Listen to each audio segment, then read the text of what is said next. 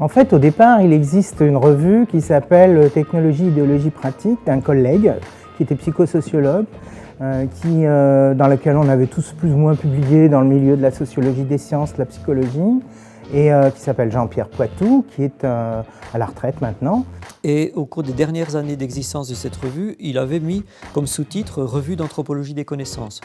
C'était une revue d'un genre un peu différente, qui était une revue de très bonne qualité, y compris sur le plan iconographique. Et cette revue, j'aurais terminé un peu un cycle de vie et il cherchait un repreneur.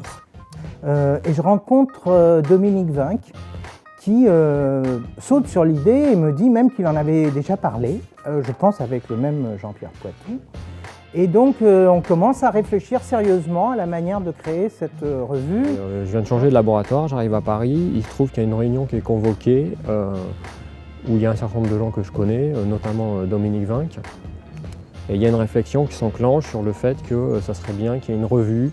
C'était un appel par mail, en fait, j'y suis allé pour voir. Et puis finalement, au cours de la réunion, il a fallu que des gens s'engagent et puis proposent leur nom. Puis il y a eu un vote et au final, je suis dans la liste à la fin. Et puis on commence par créer une société d'anthropologie des connaissances pour devenir le propriétaire du titre, d'un nouveau titre, qui serait la revue d'anthropologie des connaissances. Alors, ça ne se reflète pas dans le titre de la revue d'anthropologie des connaissances. On peut dire, ah ben voilà, c'est une revue par les anthropologues. Ce n'est pas le cas.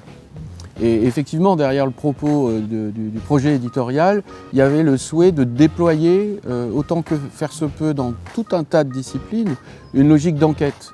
On souhaitait se rapprocher très fortement des terrains pour essayer de comprendre la société telle qu'elle se façonne, telle qu'elle bouge, par rapport à tout un ensemble d'enjeux qui à chaque fois peuvent être différents d'un terrain à un autre. On ne s'est pas vraiment posé le nom de la question du nom parce qu'il existait, ça nous plaisait, ça correspondait en plus à un projet scientifique qui consistait à réunir des gens de disciplines différentes, qui soit vraiment une revue multidisciplinaire, d'économie, de sociologie, d'anthropologie, psychologie, etc. On a dû faire les 2 premiers numéros en fait, avec un petit groupe qu'on avait réuni autour des papiers qui avaient été faits dans une réunion de jeunes dans le groupe de l'association de sociologues de langue française, le groupe de travail sur la sociologie des sciences.